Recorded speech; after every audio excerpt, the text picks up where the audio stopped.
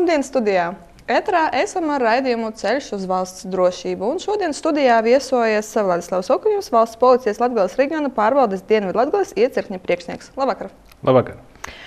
Šodienas tēma - krāpšana, krāpniecība un dažādi maldinājumi. Un jautāšu jums, ko tas vispār nozīmē krāpniecība, kā ar to saskaraties un kā vispār, kādus gadījumus apzīmēt ar šo vārdu krāpniecība?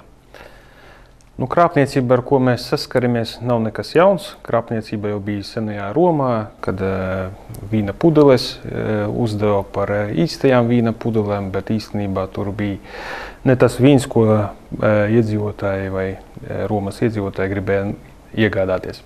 Krāpšana no likuma, ja skatās no krimināla likuma, tad krāpšanas veidi ir 3, vismaz krimināla likums izdala. Tā ir krāpšana, kas ir tātad, ierastā varbūt mums saprotamā krāpšana, kas ir ar viltu vai maldināšanu, tātad iegūta uzticība no tātad cietušā puses, un tad cietušais ar savu, teiksim, maldību, būdams maldīts, tātad iedot tam krāpniekam tātad tiesības uz savu mantu vai arī mantu atdot. Vēl ir no krimināla likuma jāskatās, tad ir arī datorkrāpšana, tas ir vairāk tātad šī automatizētajā datu apstrādes sistēmā iejaukšanās arī ar viltu, arī ar nolūku iegūt mantu. Ja no dzīves varbūt piemērs, ka visiem zināmais ir spēļu aparāti, spēļu automāti, kas dod iespēju nopelnīt naudu, teiksim tā, pārbaudīt savu veiksmi, bet arī tur var iejaukties un tādā veidā tātad noteiktam spēlētājiem tātad būs iespēja šo te laimestu vinnēt. Un arī krimināla likums arī izdala arī tātad krāpšanas, kas ir veiktas, tātad apdrošināšanas krāpšana, tātad nolūkā saņemt apdrošināšanas atlīdzību, tātad veiktās darbības attiecībā pret savu mantu, kur ir apdrošināta, nolūkā saņem šo te apdrošināšanas atlīdzību.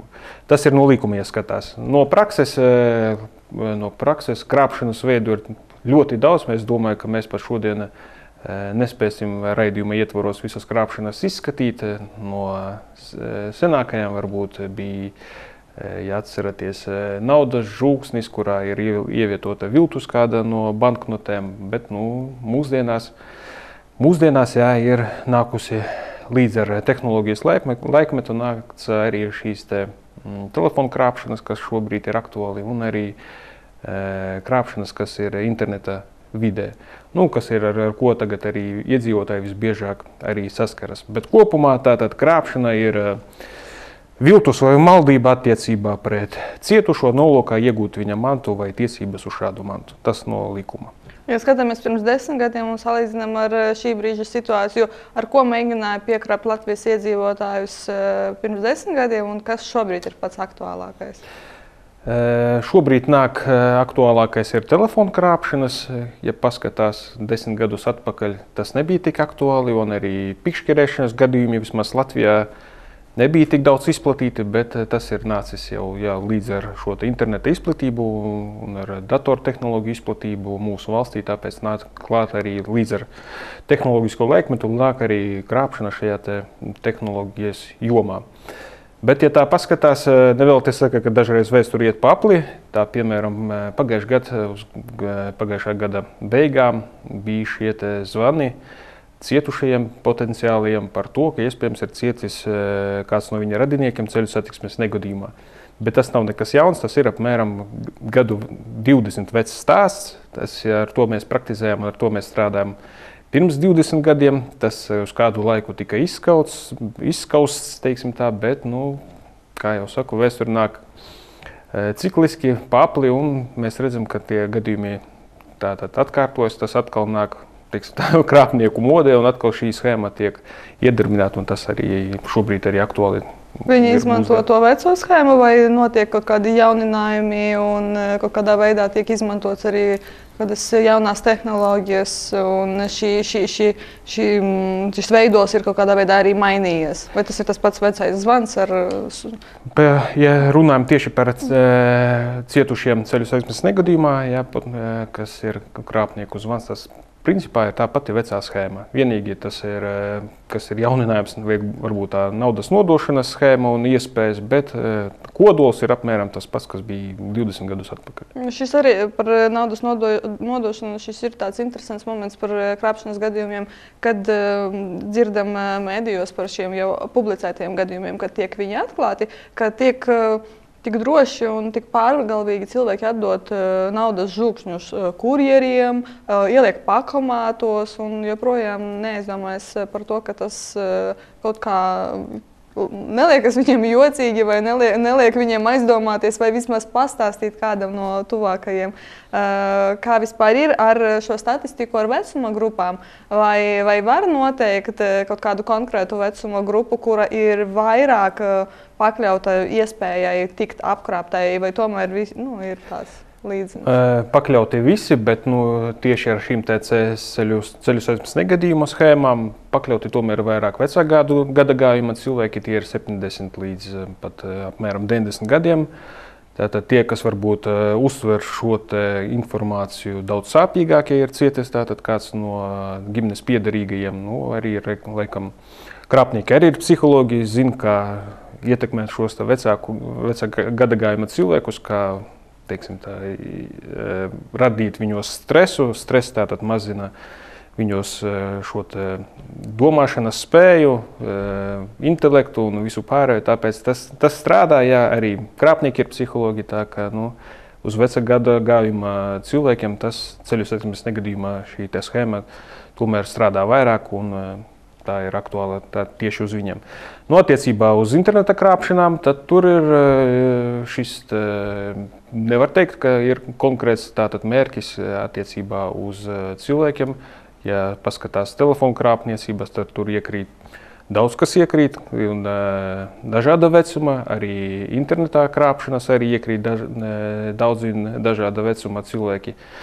Aktuāli ir, piemēram, iegādes internetā, tātad kaut ko iegādājas, viltus interneta lapā, tātad piegādātā prece neatnāk, tur jau tas vairāk jaunatnē to izmanto šo iespēju iegādāties internetā, veca gadagājuma cilvēki tomēr vairāk iegādājas klātienē veikalā. Un kā ir vispār par Latviju un Latgali, kur ir tie biežākie krāpniecības gadījumi, ar kuriem jūs saskaraties ikdienā? Ja tā paskatās, tad pa Latgali tad mums ir aktuāli tomēr finanšu brokeri, tomēr tie zvani, kas stādās gan kā bankas darbinieki, gan kā mobilā tīkla darbinieki, gan kā policijas darbinieki. Un pagājušā gada beigās tomēr aizgāja šī tendence un CSNG. Un par summām varbūt, vai par kriminālu procesu skaitu, tad finanšu brokeri ir bijuši 67 kriminālu procesi un summa gandrīz $500 000. Tas ir izkrāptie vai mēģināti? Tas ir izkrāptie un tikai Latgales reģionā. Par bankas darbiniekiem tie bijuši 50 kriminālu procesi un €711,000, par mobilā tīkla operatoriem 29 kriminālu procesi un izkrāpties 132,000. Un par policijas darbiniekiem uzdevās tātad 17 kriminālu procesi un izkrāpti €98,000. Un par ceļu satiksmes negadījumiem tad bijis tātad 9 kriminālu procesi augustā un 18 kriminālu procesi decembrī. Un kopumā tātad 92,000 augustā izkrāpti un 167,000 decembrī. Varbūt raidījuma noslēgumā pāris vārdos skatītājiem, pāris ieteikumos, kā tad viņiem neiekrist krāpnieku nagos, kas būtu jādara, kad viņi saņem kādu zvanu no nepazīstama numura vai kad ar viņiem kāds sazinās, kas būtu tās lietas, kas būtu jāizdara, lai sevi aizsargātu no krāpniekiem?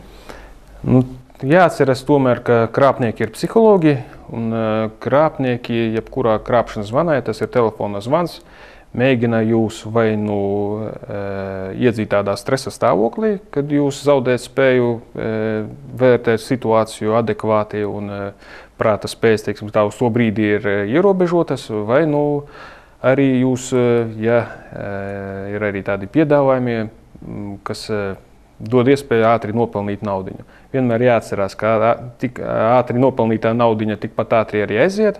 Savukārt, ja ir šis zvans un mēģina iedzīt stresa stāvoklī, tad tomēr ir jāmēģina pārtraukt šo te zvanu. Vismaz pārtraucot šo te zvanu, būs iespēja pārdomāt šo te situāciju, piezvanīt tomēr saviem radiniekiem. Lielākie zaudējumi, kā mēs redzam, tiek nodarīti gadījumos, ja tiek apkrāti grāmatveži. Jo grāmatvežiem ir ne tikai pieejami savi līdzekļi, bet arī uzņēmuma līdzekļi. Un, ja tiek apkrāpts tomēr kāds, kas ir tātad, kam ir pieejami šie uzņēmuma līdzekļi, tad tur summas ir krietni vienuzreiz lielākas.